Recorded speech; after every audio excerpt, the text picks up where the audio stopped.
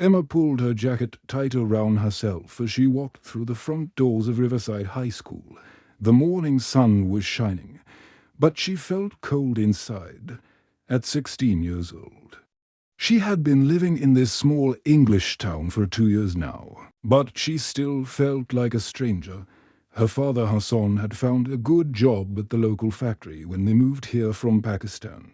Her mother Fatima spent her days at home, trying to learn English by watching cooking shows and soap operas on television. They were grateful for their new life, but Emma wished things could be easier at school. As she walked down the hallway to her locker, Emma could feel eyes watching her. Some students stared openly, while others whispered to their friends when she passed by. She kept her head down and focused on her books. She had learned that it was better to stay invisible. In her first class, English literature, Emma sat in the back corner. She loved reading and writing, and her grades were always good. But when the teacher asked questions, she rarely raised her hand anymore. The few times she had spoken up in the past, students would giggle at her slight accent, or make comments about how she pronounced certain words. During break time, Emma went to her locker to get her lunch. Her mother had packed her favorite meal, fragrant chicken curry with rice and homemade naan bread. The smell made Emma's mouth water, but she also felt nervous. She knew what would happen when she opened the container in the cafeteria. Emma found an empty table in the corner. As soon as she opened her lunchbox, she noticed students at nearby tables turning their heads. Some wrinkled their noses and made disgusted faces. Others pointed and whispered to their friends. "What is that smell?" said a girl named Lucy, loud enough for Emma to hear. "It smells like someone's cooking weird spices. Maybe she should eat that at home where it belongs," added her friend Sarah with a laugh.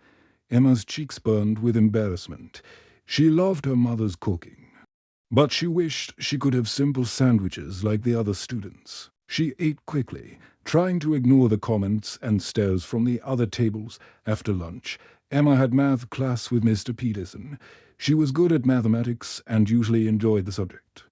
But today, like many other days, a boy named James sat behind her. He had blonde hair and blue eyes, and he seemed to think he was better than everyone else, especially students like Emma who came from other countries. "Hey, Con," James whispered, deliberately mispronouncing her last name so it sounded like Can.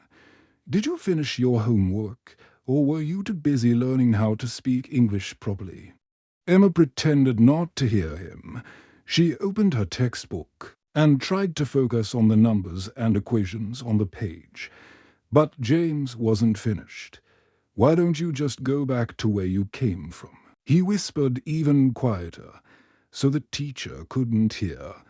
"Nobody wants you here anyway." The words hit Emma like a punch to the stomach.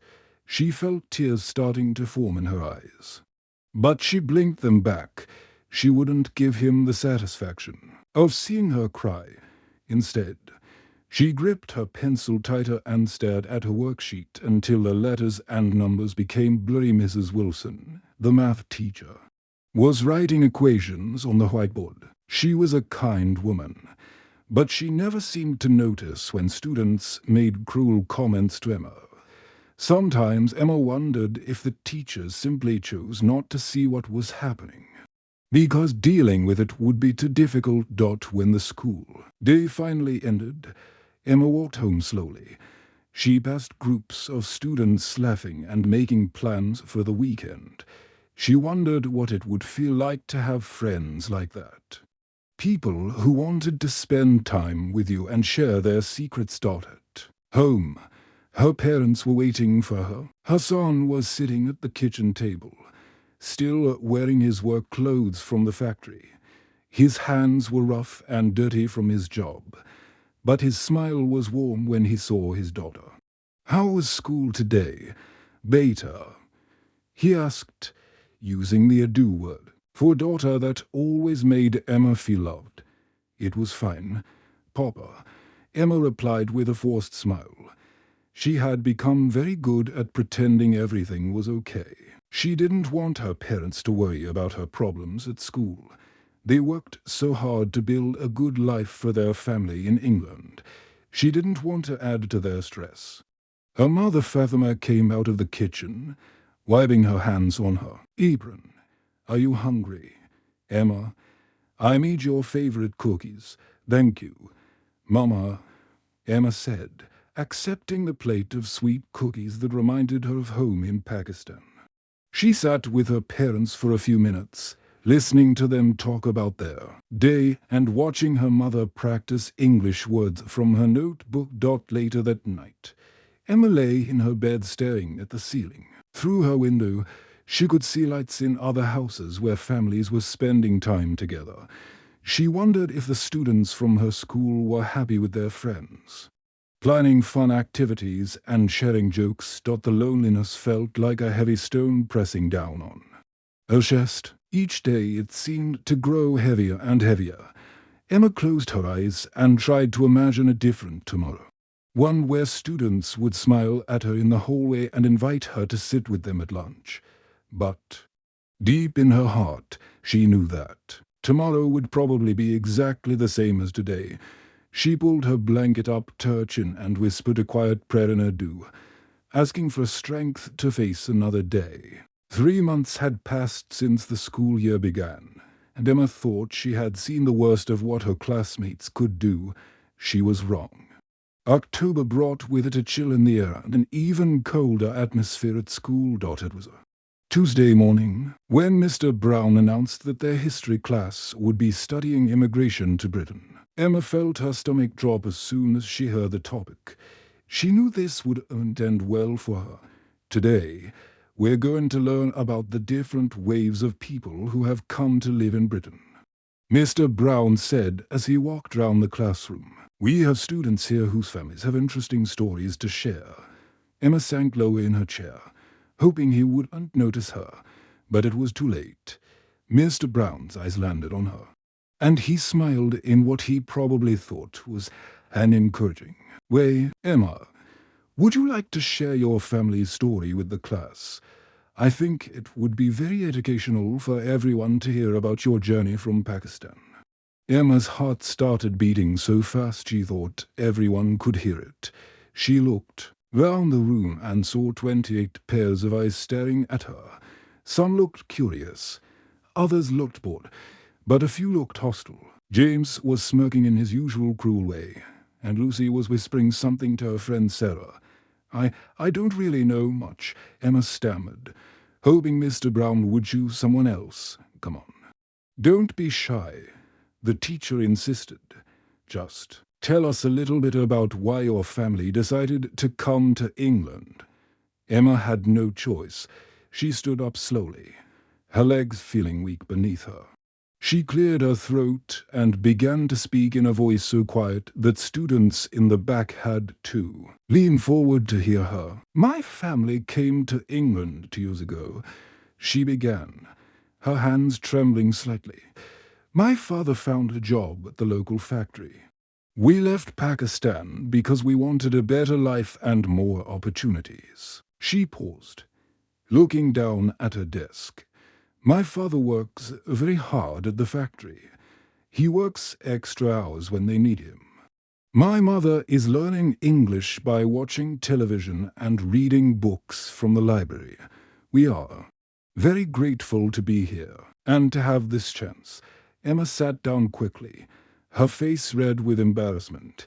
She had tried to make her family sound good and hardworking, hoping that would stop any negative comments. But she was wrong again. As soon as she was seated, she heard whispers starting behind her. Lucy's voice was just loud enough to be heard by several students round her. "They probably came here illegally," Lucy said to her friend. "That's what most of them do. They sneak in and then pretend they belong here." Another student, a boy named Michael, joined in. "Yeah, and they take jobs away from real English people. My dad says there are families here who can't find work because of immigrants. My mom says they get free houses and money from the government too, added Sarah.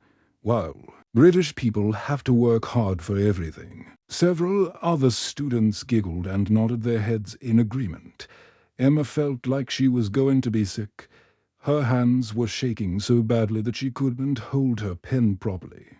The words on her notebook became blurry as tears filled her eyes. Brown had heard the comments, but instead of addressing them properly, he just said in a tired voice, "That's enough, class. Let's move on to the next chapter."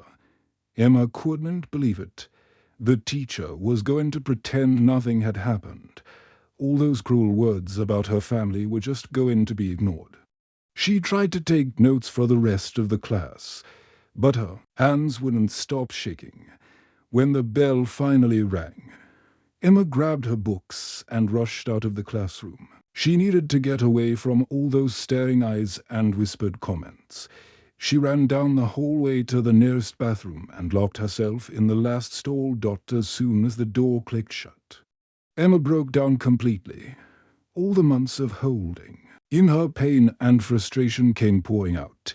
She cried for the loneliness she felt every day. She cried for the way students looked at her like she didn't belong. She cried for her parents, who worked so hard and didn't deserve to be talked about in such a mean way. The tears seemed to go on forever. Emma had been trying to be strong for so long, but she couldn't do it anymore. She felt broken and defeated. After what felt like hours, Emma finally cleaned her face and left the bathroom. She went to her locker to get her books for the next class, but what she saw there made her feel even worse. Someone had written cruel words across her locker with a black marker. "Go home, Packy." The words were big and ugly, and Emma knew that everyone walking by could see them. She stood there staring at the hateful message, feeling completely helpless. Tears started flowing down her cheeks again. "This isn't right, love," said a gentle voice behind her. Emma turned round and saw Tom, the elderly janitor who cleaned the school. He was a kind man with grey hair and wrinkled hands who always smiled at students in the hallways. Tom walked over with his cleaning supplies and began scrubbing the words off Emma's locker. "You shouldn't have to face this kind of hatred alone," he said as he worked. "Have you told your parents what's been happening at school?" Emma shook her head. She had been keeping all of this pain to herself for months. "Sometimes we need help from the people who love us most," Tom said gently. "There's no shame in asking for support." That evening at home, Emma sat at the dinner table with her parents. Hassan asked his usual question. "How was school today?" "Better, this time." Emma couldn't force a smile. She couldn't pretend anymore. The dam of emotions she had built up over months finally burst. "Papa," she whispered, and then she began to cry again. Hassan immediately got up from his chair and put his arms round his daughter. "What's wrong, Emma? What happened?" Through her tears, Emma told her parents everything. She told them about the mean comments, the loneliness, the way students made fun of her food and her name. She told them about today's history class and the cruel words written on her locker. Hassan held his daughter tightly as she sobbed, his own heart breaking with every word she spoke. He had no idea that his precious child had been suffering so much. That night, Hassan couldn't close his eyes. Every time he tried to sleep, he heard his daughter's voice breaking as she told him about the cruel words and lonely days at school. He got up from his bed and walked quietly round their small flat, trying not to wake his wife Fatima or Emma. Hassan stood by the window and looked out at the quiet street. The street lights cast long shadows on the empty road. He thought about the day 2 years ago, when they had first arrived in this town. He remembered how hopeful he had felt, how excited he was to start a new life for his family. He had believed that if he worked hard and was respectful to everyone, his family would be accepted. He took extra shifts at the factory whenever they were offered.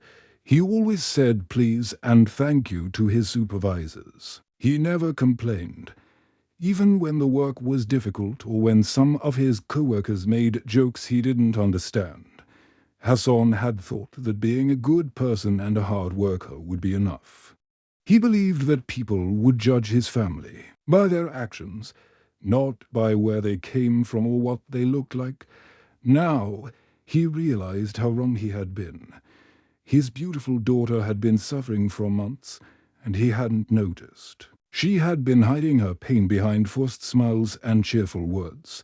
While he was working long hours to provide for his family, Emma was sitting alone in the school cafeteria, listening to cruel comments about their culture and their right to be in England. Hassan felt angry, but he also felt guilty.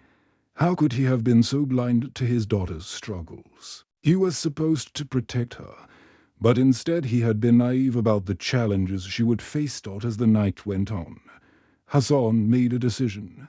When morning came, he would do something he had never done before. He would call his supervisor and tell him he couldn't come to work. For the first time in 2 years of working at the factory, Hassan would take a sick day. When Emma woke up for school the next morning, she found her father sitting at the kitchen table, still wearing his pajamas, instead of his work clothes. "Papa, why aren't you getting ready for work?"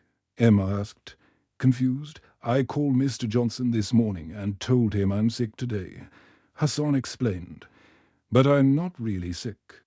I'm going to school with you." Emma's eyes went wide with surprise and embarrassment. "Papa, you don't have to do that. I can handle things myself." Hassan looked at his daughter with serious eyes. "No, Emma, you shouldn't have to handle this alone. You are my daughter, and your pain is my pain. If someone hurts you, they hurt me too. But Papa, it might make things worse if you come to school," Emma said, worried. "The other students will think I'm a baby who needs her father to protect her." Hassan shook his head. "I'm not going to protect you, Beta. I'm going to learn. I need to see with my own eyes what you face every day. Then we can figure out the best way to solve this problem together." Emma felt embarrassed about her father coming to school, but she also felt relieved. For months she had been carrying this heavy burden all by herself. Now she wouldn't be alone anymore. At school, Hassan spoke with the principal, Mr. Davies, and explained that he wanted to observe his daughter's school day. Mr. Davies seemed uncomfortable with the request, but he agreed to let Hassan watch from the hallways during lunchtime. Hassan positioned himself near the cafeteria where he could see Emma but stay out of the way. What he witnessed made his heart break all over again. He watched Emma walk into the cafeteria carrying her lunchbox. She looked round nervously before choosing a table in the far corner, away from the other students. When she opened her container of rice and curry, Hassan saw students sit nearby tables turn their heads and make disgusted faces. "Someone should tell her to eat that smelly food at home," said a girl with blonde hair. "Yeah, it makes the whole cafeteria stink," agreed another student. Hassan's hands clenched into fists as he watched his daughter's face turn red with shame. She ate quickly, looking down at her food the whole time. Not one single student came to sit with her or even said hello. After Emma finished eating, Hassan followed her to her next class. He stood outside the classroom door and listened as the teacher discussed a project. When students were told to form groups, Hassan watched through the small window as everyone immediately turned to their friends. Emma sat alone at her desk, waiting to see if anyone would include her. No one did. The teacher finally assigned Emma to a group, but Hassan could see that the other students weren't happy about it. They talked among themselves while Emma sat quietly, clearly feeling unwanted. Hassan's heart filled with both anger and deep sadness. His daughter was facing this rejection and cruelty every single day, and the teachers seemed to either not notice or not care enough to do anything about it. When school ended, Hassan walked home with Emma in silence. Both of them were thinking about what they had experienced that day. That evening, after dinner, Hassan sat down at the kitchen table with a notebook and pen. Fatima and Emma watched him curiously as he began to write. "What are you doing, Papa?" Emma asked. Hassan looked up at his daughter with eyes that showed a new kind of determination. "I'm making a plan, Beta. I spent today watching and listening, and now I understand the problem. But anger won't solve anything. We need to fight this battle with wisdom, patience, and love."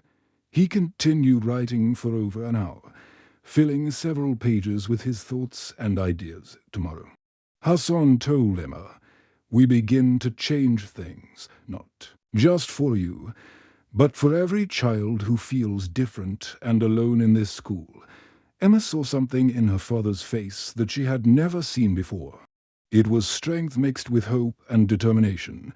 For the first time in months, she felt like she wasn't fighting this battle by herself anymore. Hassan spent the entire weekend preparing for his meeting with the headmaster.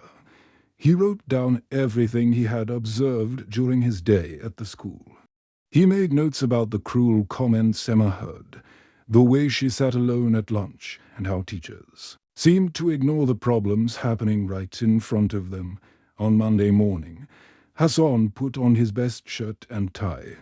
He had taken another day off work, which worried him because he needed the money. But his daughter's happiness was more important than one day's wages. He walked into Riverside High School carrying a brown folder filled with his carefully written notes and ideas. The secretary at the front desk looked surprised to see him. "I need to speak with Mr. Davies, please," Hassan said politely. "It's about my daughter, Emma Khan." The secretary made a phone call, and a few minutes later, Hassan was sitting across from the headmaster in a small office filled with certificates and awards on the walls. Ma. Davies was a tall man with grey hair and glasses. He looked tired and busy, as if Hassan was interrupting something more important. "What can I do for you, Mr. Khan?" the headmaster asked, glancing at his watch. Hassan opened his folder and placed it on the desk. "My daughter faces discrimination and bullying every day at this school," he said in a calm, steady voice. "But I'm not here just to complain about the problem. I'm here to offer solutions that can help all the students." Mr. Davies shifted uncomfortably in his chair. "I'm sure Emma is just having the normal difficulties that all new students face. Moving to a new school is always challenging." Hassan shook his head. "With respect, Mr. Davies, this is not about being new. Emma has been here for 2 years. Students call her names, make cruel comments about her food and her culture, and write hateful words on her locker. I saw all of this with my own eyes." The headmaster frowned. "We don't really have a serious problem with discrimination here at Riverside High. Perhaps Emma is being too sensitive." Hassan felt anger rising in his chest, but he forced himself to stay calm. "Mr. Davies, I spent a full day watching my daughter at this school. I heard students tell her to go back where she came from. I saw them make disgusted faces when she ate her lunch. I watched her sit alone every day while other students whispered about her behind her back." He opened his folder and showed Mr. Davies the pages of notes he had written. "Here are specific examples of what I observed, but I didn't come here to argue about whether the problem exists. I came here to propose a solution." Mr. Davies looked at the papers with reluctance, but he began reading Hassan's notes. His expression slowly changed as he saw the detailed examples of harassment that Hassan had documented. "What kind of solution do you have in mind?" the headmaster asked, sounding less dismissive than before. Hassan leaned forward in his chair. I want to start a cultural awareness program. I believe that much of this discrimination comes from ignorance and fear of what people don't understand. If students learned about different cultures and heard the real stories of immigrant families, they would be less likely to make cruel comments. He explained his idea in detail. I want to speak to classes about Pakistan, about my family's journey to England, and about the contributions that immigrants make to their communities. I can teach students about our traditions, our food, our language, and our values. When people understand each other better, fear and hatred decrease. Mr. Davies looked skeptical. I'm not sure the students would be interested in that kind of presentation. And I don't know if we have time in the curriculum for extra programs. Hassan was prepared for this response. I'm not asking for much time. Just 30 minutes once a week with different classes. I can work around your existing schedule, and I believe students will be more interested than you think. Young people are naturally curious about the world when information is presented in an engaging way. The headmaster was quiet for a long moment, thinking about Hassan's proposal. Even if I agreed to this, I'm not sure one person's speaking about. One culture would solve the broader issues you're describing. You're absolutely right, Hassan said with a smile. That's why I've already spoken with other immigrant families in the community. Mrs. Patel from India has agreed to participate. Mr. Kowalski, who came here from Poland 20 years ago, wants to share his story. Mrs. Okafor from Nigeria is excited to teach students about her homeland. We want to create a program that celebrates the diversity of our community. Mr. Davies seemed surprised by how much thought Hassan had put into this idea. You've really planned this out, haven't you? My daughter's happiness and the well-being of other students like her depend on it. Hassan replied, I'm willing to volunteer my time and energy to make this work. After discussing details for another 20 minutes, Mr. Davies finally agreed to a trial program. Hassan would speak to one class each week for a month. If it went well, they would expand the program to include the other immigrant families. Hassan's first presentation was scheduled for the following week, and it would be to Emma's own history class. He spent days preparing, gathering photographs from Pakistan, researching interesting facts about his homeland, and practicing his English to make sure he could communicate clearly. He also went to the local Pakistani grocery store and bought traditional sweets called gulab jamun and jalebi to share with the students. He wanted to give them a chance to taste something new and delicious from his culture. On the day of his presentation, Hassan arrived at the school carrying a box of sweets, a folder of photographs, and a small Pakistani flag. Emma was nervous about her father speaking to her class, but she was also proud of his courage. Hassan began his presentation by showing pictures of Lahore, the city where he grew up. He talked about the beautiful gardens, the historic buildings, and the delicious street food. He explained that he had been an engineer in Pakistan before coming to England. I came to this country not because I had to leave, Hassan said, looking round the classroom, but because I wanted to give my daughter more opportunities for her future. Emma is just as much a part of this community as any of you. He taught the students how to say hello, thank you, and goodbye in Urdu. Then he passed round the box of Pakistani sweets for everyone to try. Some students, like James and Lucy, sat with their arms crossed and refused to participate. But many others seemed genuinely interested. A quiet girl named Rose raised her hand and said, I had no idea that Pakistan had such beautiful mountains and gardens. The photographs are amazing. A boy named David tasted the gulab jamun and said, This is really good. It's so sweet and soft. Can you teach me how to count to 10 in Urdu?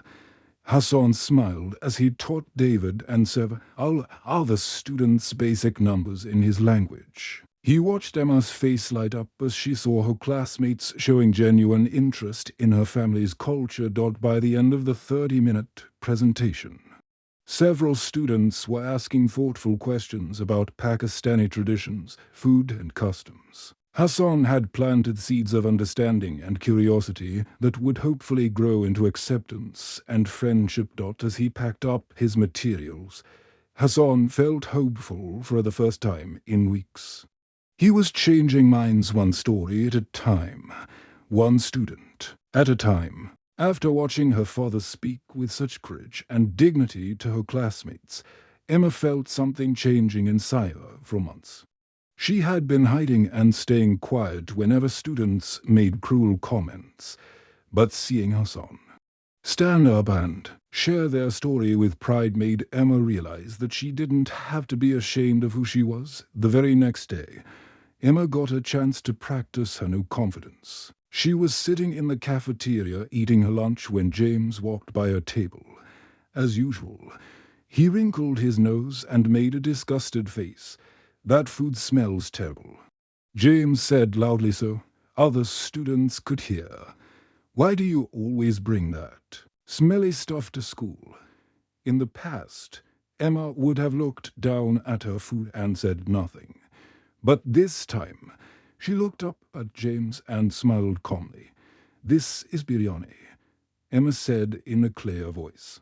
"It's made with rice, chicken, and special spices that have been used in my country for thousands of years. The spices include cardamom, cinnamon, and saffron.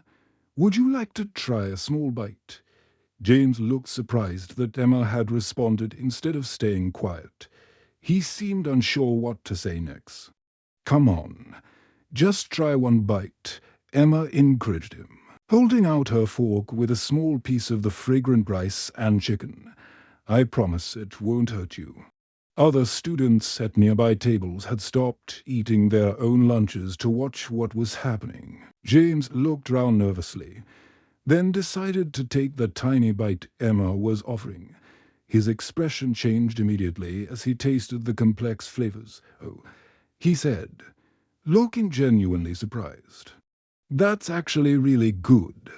It's like sweet and spicy at the same time." Emma smiled. "My mother makes it with love and very expensive spices. In Pakistan, biryani is served at celebrations and special occasions. It takes hours to prepare properly." For the first time since she had known him, James looked a little embarrassed about his previous comments. He mumbled thanks and walked away. But Emma noticed he didn't make any more cruel remarks about her food after that day. Word spread quickly through the school about Emma's confident response to James. Students who had been quietly watching the daily harassment began to see Emma in a different way. She wasn't just a quiet girl who let people walk all over her anymore. A few days later, Mrs. Rodriguez, the Spanish teacher, approached Emma after class. "I heard about what happened in the cafeteria," Mrs. Rodriguez said with a warm smile. "I think you handled that situation beautifully. Have you ever thought about starting a club to celebrate different cultures at our school?" Emma's eyes lit up with excitement. "You mean like a diversity club?" "Exactly," Mrs. Rodriguez replied. "I think there are other students here who would love to share their backgrounds and learn about different cultures. Would you be interested in being the president of such a club?" Emma felt nervous, but also thrilled. "I would love that. But I don't know if anyone would want to join." "I think you might be surprised," Mrs. Rodriguez said. "Let's put up some posters and see what happens." Within a week, 12 students had signed up for the new diversity club. Rose, the quiet girl who had asked questions during Hassan's presentation, was the first to join. David, who had learned to count in Urdu, brought his friend Michael. Even Lucy, who had made some of the cruel comments months earlier, showed up to the first meeting. I want to learn more about different countries, Lucy admitted to Emma proudly. I realize I said some really mean things before, and I'm sorry. I was just repeating things I heard my older brother say. Emma was surprised by Lucy's apology, but she accepted it gracefully. Thank you for saying that. Would you like to share something about your family's background? The Diversity Club met every Friday afternoon in Mrs. Rodriguez's classroom. Students took turns presenting about their heritage, even if their families had lived in England for many generations. They learned about traditions, foods, holidays, and customs from around the world. The club's biggest success came when they organized an international food festival for the entire school. Families were invited to bring dishes from their home countries to share with everyone. Emma's mother, Fatima, spent her days preparing hundreds of samosas, the triangular fried pastries filled with spiced vegetables and meat, on the day of the festival. The school gymnasium was filled with tables covered in colorful foods from dozens of different countries. There were Italian pastas, Mexican tacos, Polish pierogi, Nigerian jollof rice, and so many other delicious dishes. Fatima's samosas were placed on a table near the entrance, and Emma watched with pride as they disappeared within the first 30 minutes. Students and teachers kept coming back to ask if there were more. "Your mother is an amazing cook," said Rose, who had become Emma's closest friend. "Can she teach my mum how to make these?" Emma laughed. "I'm sure she would love to. She's always happy to share recipes and cooking tips." The transformation at school wasn't immediate or complete. There were still some students who made hurtful comments or excluded Emma from activities. But now she had a group of friends who stood up for her when problems rose. Rose would speak up if someone made a cruel remark. David had learned enough ado to greet Emma with a Salam Alaikum each morning, which always made her smile. 6 months after her father's first presentation, Emma received unexpected news. She had been chosen to give a speech at the school's annual awards ceremony. The theme was celebrating our community, and the principal wanted Emma to speak about diversity and acceptance. Emma spent weeks preparing her speech, getting help from her parents and Mrs. Rodriguez. On the night of the ceremony, the school auditorium was packed with students, parents, and teachers. Emma felt nervous as she walked to the microphone, but she also felt ready. "My father taught me that hatred grows in darkness," Emma said, her voice clear and confident as it carried through the auditorium. "But when we share our light, our stories, our cultures, our humanity, that darkness disappears. We all want the same things: to be accepted, to be valued, and to belong." She continued, "6 months ago, I was afraid to speak up when people made cruel comments about my family or my culture. I thought that staying quiet would make the problems go away. But I learned that silence doesn't stop hatred. Only understanding and education can do that." Emma talked about the Diversity Club, the cultural presentations, and the friendships that had formed when students took time to really learn about each other. "We don't have to be afraid of people who seem different from us," she concluded. "Different doesn't mean dangerous. Different means interesting, beautiful, and full of stories worth hearing." When Emma finished her speech, the entire auditorium erupted in applause. Students stood up, followed by parents and teachers. Hassan wiped tears from his eyes as he watched his daughter receive a standing ovation. His little girl had found her voice, and she was using it to build bridges and bring people together. That night at dinner, Emma looked across the table at her parents with gratitude. "Thank you, Papa, for showing me that love is stronger than hate. Thank you for teaching me to fight with kindness instead of anger." Hassan reached over and squeezed his daughter's hand. "You don't need to thank me, Beta. You taught me something important too. Sometimes the bravest thing we can do is ask for help when we need it. Emma's story didn't end there. News of the successful diversity program at Riverside High spread to other schools in the area. Hassan began receiving invitations to speak at different schools throughout the county. The program became a permanent part of Riverside High's curriculum. Emma continued to grow in confidence and leadership. She went on to university, where she studied education, always remembering the teachers like Mrs. Rodriguez who had supported her and the students who had been willing to learn and change. Years later, when Emma became a teacher herself, she always made sure to watch for the quiet students sitting alone, the ones who might be struggling with problems they felt they couldn't share. She would remember her own experience and make sure no child in her classroom ever felt as alone as she once had. Emma would tell her own children the lesson she learned from her father. When we face darkness, we don't fight it with more darkness. We light a candle. Then we help others light theirs too. The end.